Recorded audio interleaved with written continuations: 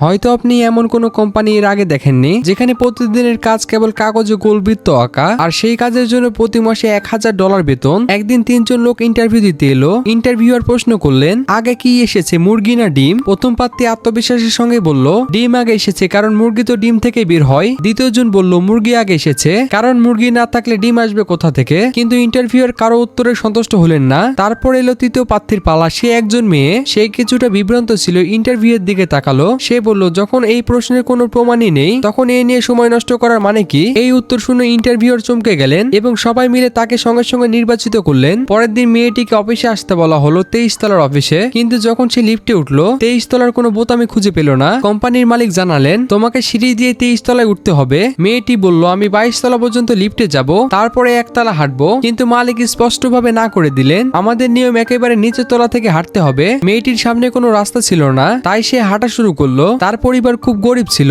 তাই কষ্ট সহ্য করার অভ্যাস ছিল।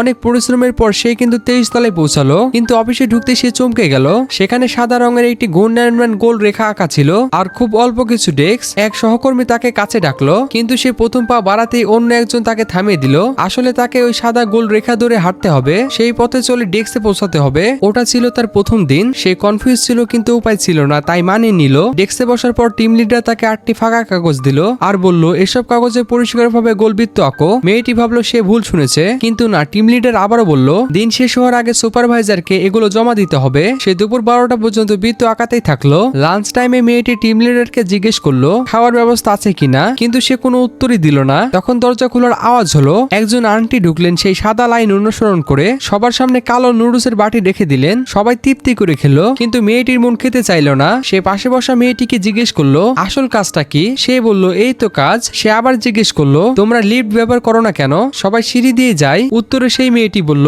আমি নিজেও জানি না। আপনি কি এমন কোনো কোম্পানিতে কাজ করতে চাইবেন?